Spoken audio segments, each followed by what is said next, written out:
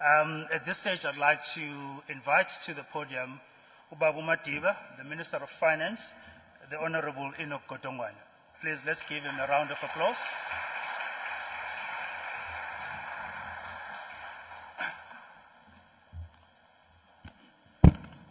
Mr. President, colleagues, my colleagues, ministers around, deputy ministers, DGs, deputy DGs, invited guests, and fellow South Africans. These journalists, Mr. President, were already asking me about Budget 301.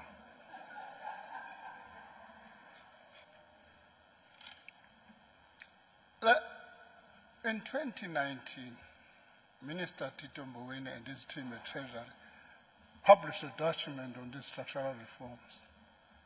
I remember at the time I was the chair of the economic transformation in the ANC. I was required to pilot this document and discussion in the ANC, which we did unprecedented. In 2 months, this was adopted supported by the ANC. All that is history. In October, then 2020, Operation Vulindlela was established as a reform implementation structure aimed at driving a far-reaching economic reform agenda. At the time, it was recognized that the pandemic presented an opportunity not just for recovery, but for renewal and reform to shift our economic growth path onto a higher trajectory, creating jobs and therefore improving lives. The plan focused on addressing the long-standing constraints which have held back economic growth for more than a decade.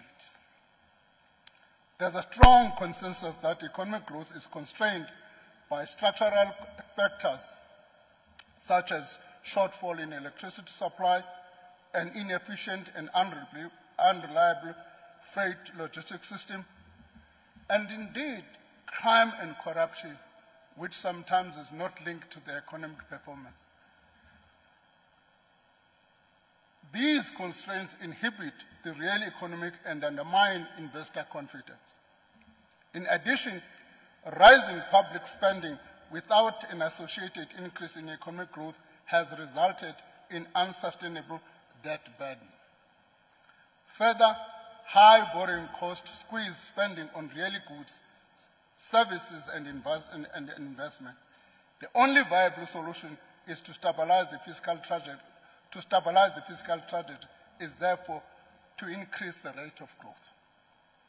Higher sustained growth enables countries to further strengthen the propensity to grow by increasing the fiscal space to address other critical social and economic concerns, such as improvements and access to quality health service and education. The radical economic reform is required to achieve this higher level of economic growth and create a virtuous cycle of higher confidence in the short term. This improves growth outcomes over the long term by alleviating load shedding, improving the performance of the logistics system, reducing the cost of data, improving water supply, enabling the country to attract the skills it needs. The reforms already underway through OV Phase 1 will provide a significant boost to the economy in the medium term once fully implemented.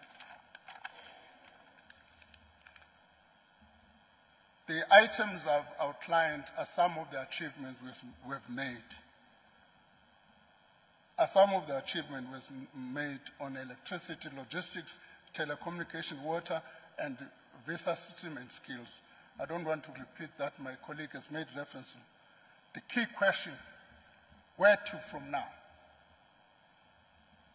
In order to drive more rapid and inclusive growth over the next 5 years, we must accelerate economic reform. A commitment to swift implementation of reforms is required across government to lower the cost of doing business, reduce regulatory bottlenecks, and provide policy certainty. This, in turn, will promote investment support economic export orientation, enable job creation, and reinforce growth. Enhancing efficiency in key sectors such as transport and logistics by restructuring state-owned entities, improving efficiency of investment, and encouraging competition will bring down administrative prices over the long term. By the way, the Governor of the Reserve Bank always cautions that part of the difficulty is administrative prices. The immediate priority is therefore to sustain the momentum already developed and follow through on the implementation of existing reforms in order to realize their full impact. This will require completing the reforms underway as well as deepening those reforms which have already been initiated in the energy, logistics, and water sector and visa regime. However, other structural constraints to growth remain. Additional reforms will be prioritized in the next phase of OV to promote higher and more inclusive long-term growth. The reform agenda will prioritize, among other things, strengthen local government and improve the delivery of basic services. B, harnessing digital public infrastructure as a driver of growth and inclusive growth.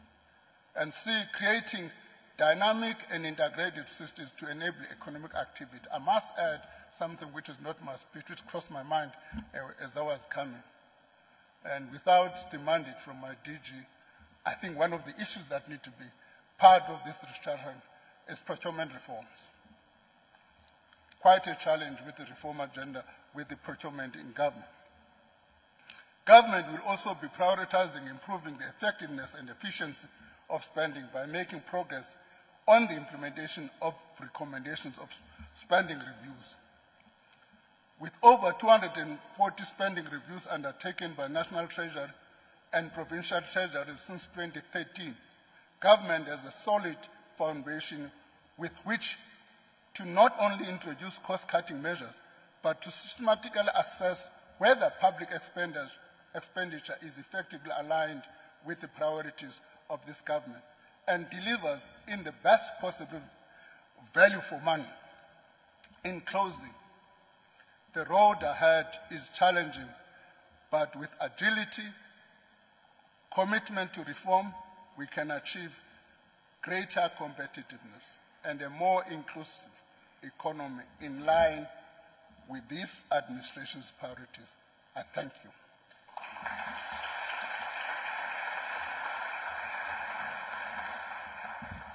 Thank you very much, Minister. As we celebrate Operation Vulindlela, you've assured us that uzovula budget.